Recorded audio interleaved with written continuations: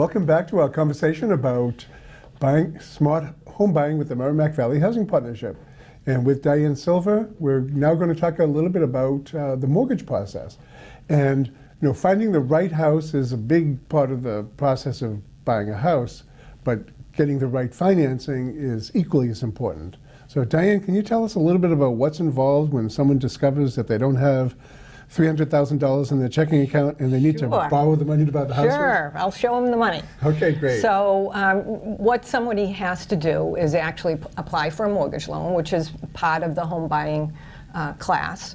And we talk about the mortgage products, and there are various mortgage products, FHA products, VA products, mass housing, MHP, Mass Housing Partnership. They have a program called the One Mortgage.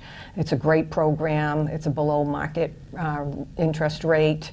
It has a minimal down payment, and there are also conventional loans, both fixed rate and adjustable rate. So there's a lot of options, and that's one of the things that the potential buyer should actually discuss with their mortgage lender, because there are a lot of options and not everybody qualifies for the same programs. So that's one thing you need to review at the outset. Sounds complicated. Yes, it is complicated. A lot of choices. But there are a lot of choices, and but if you get the right lender, and they'll walk you through the process and make it a little bit easier for you. So once somebody determines what's the best mortgage program for them, whether it's the One Mortgage or a conventional mortgage, and they go to you for a loan, what process do you go through? How do you determine what somebody can qualify for? Well, there's a lot of different pieces, and we sometimes refer to it as the 4 C's of credit, which is actually credit, collateral, the capacity, and the capital.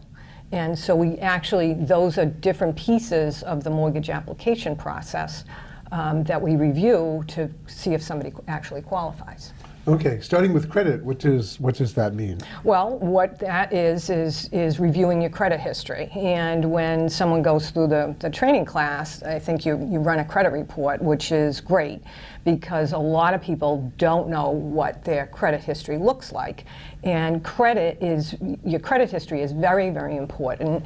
And when you run a credit report, there is a score, and they range anywhere from 500 to 800. Obviously, the 800 is the better credit scores, and believe it or not, your credit score actually impacts your interest rate. So if you have a higher credit score, you would have likely a lower interest rate, and depending on some of the products. So why is your credit history so important? Well, it tells the lender really your ability and willingness to repay. So it gives, and even it's a snapshot depending on how long you've had credit outstanding. I mean, when the lender is lending the majority of the money to purchase the house, so the last thing that they want to do is foreclose on the property. So they look at your credit to judge how well you've paid previously. And that's a good indication, unless there's an unusual circumstance, but that's a good indication of how you'd pay the mortgage. I think that's a good point to make that you just made too. Home buyers are putting down 3%, 5%. Right. The lender is putting down 95, 97%. Right. So they want to make sure that this is a solid loan. Right. And the other thing that we talked about was collateral and capacity. The collateral is actually the house that the home buyer is buying. And we talked about a home inspection previously. Well, when they go to apply for the mortgage, the lender actually completes an appraisal, hires an outside appraiser, and that's totally different from a home inspection. The appraisal gives the lender the estimated value of the property, and we hope it's at least equal to the sales price, depending. And then the capacity is actually verifying income.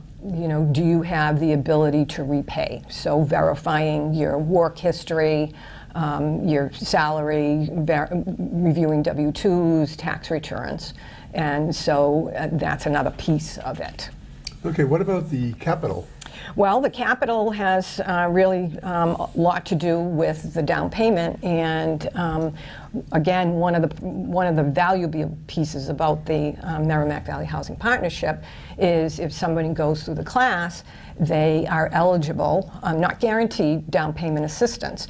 One of the things that's really very critical is verifying how much money someone has saved over the period of time to actually come up with a down payment and closing costs. So the down payment assistance programs help that.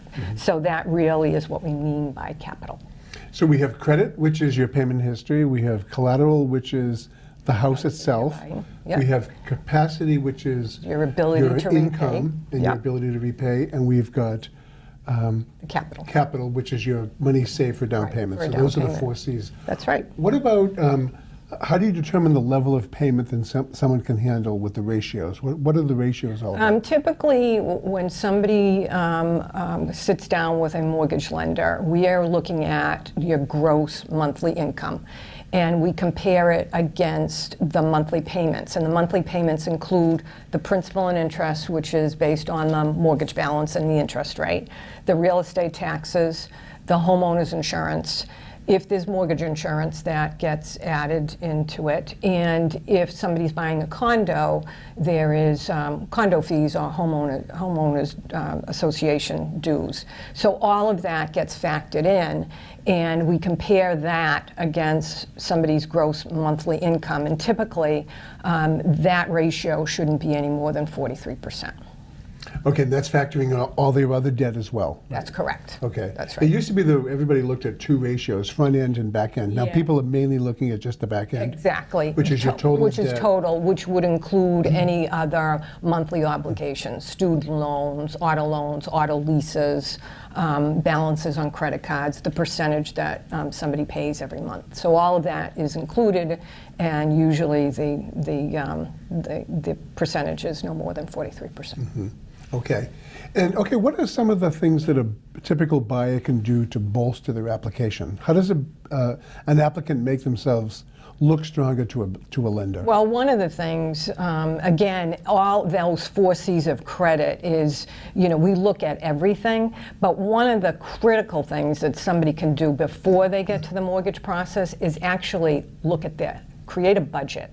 Look at what they are actually spending every month. What are they spending on? Write it down, look at it, and see where you can reduce some of your expenses and actually put that away. I always tell my potential home buyers is the first thing that you do every month is take money out of your pay and put it away. Put it in a savings account, no matter how small it is. It can never be little enough. You put it away and it builds up, and something very small can increase your ability to buy a house, because if you only can afford a certain loan amount, and you're looking for a property that has a big disparity, if you have more of a down payment, then you potentially could qualify for that. Do you ever have clients come in and show you their budget? Yes, as a matter of fact. And it's amazing when somebody takes the time to put on paper what they actually spend money on, weekly, monthly, whatever. It's an eye-opening experience. I mean, I think do you do that in the class? We do quite a component on that in the home buyer training classes. We actually have people track their expenses, and I do it myself. You do? I carry this little notebook with me. I have Very for at least good. 10 years, and I write down every single penny I spend on anything, and then I put it all into an Excel spreadsheet, and I can tell you every penny that I've spent in the last 10 years. So that we kind of, I'm a little extreme, but we encourage all of the people going through the classes to track their expenses. And then we've given them a really nice tool that we've designed, which is an Excel spreadsheet that they can download and use them, customize for themselves. But it tracks everything that they spend by category. So at the end of the month, they can look at a piece of paper that says, this is exactly how much I spent. So on every category. So we have people do that for 2 or 3 months, and then they can really put together a meaningful budget, because it's based on real numbers, not what I really spent getting coffee on the way to work. what I really spent getting fingernails done, what I really spent on whatever. Right. Well, one of the things about buying a house or a condo, single family, a two family, or a condo, the expenses are always going to be there.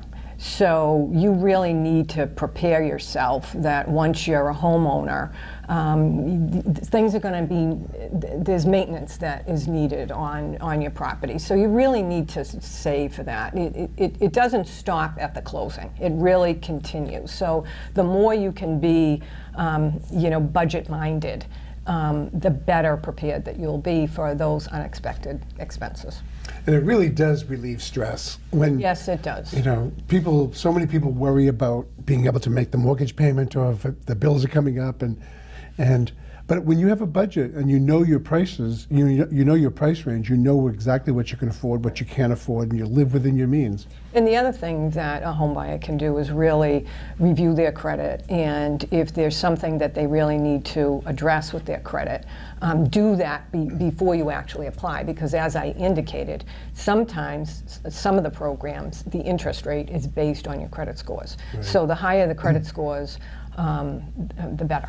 Right.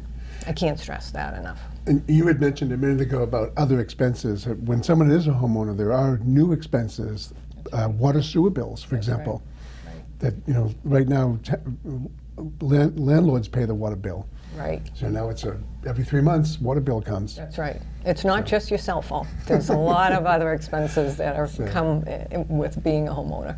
So, but this shouldn't be intimidating. We have great people who understand the mortgage process that can really break it down and explain it to people. And it's a wonderful thing to own a home. It's a great thing to build credit so that you qualify for a mortgage. And when you're an educated consumer, you know how to select the lenders and how to select the best mortgage products and have a really successful experience being a homeowner. Right. It's fun. It's once you unpack those boxes and you set everything up, it really it's great. It's a great feeling. And it's painful for a while, but then you close and then you're then you're in the house. That's right. And then you have to mow the lawn or shovel the snow. Unless you buy a condo, then you buy condo fees. So anyhow, well, thanks very much, Diane. That was really helpful. If anyone's interested in doing the home buyer training classes, we do them every month. And mvhp.org is our website. You can register for the classes online. We do them in English, Spanish. We work with CMAA, Cambodia Mutual Assistance Association, to do the classes in Khmer. And we also do the landlord training, down payment assistance, individual counseling. So if you're thinking about it, the best thing to do is to take a class and Go for it. Go for it. Thanks, Diane. You're welcome, Jim. Thank you.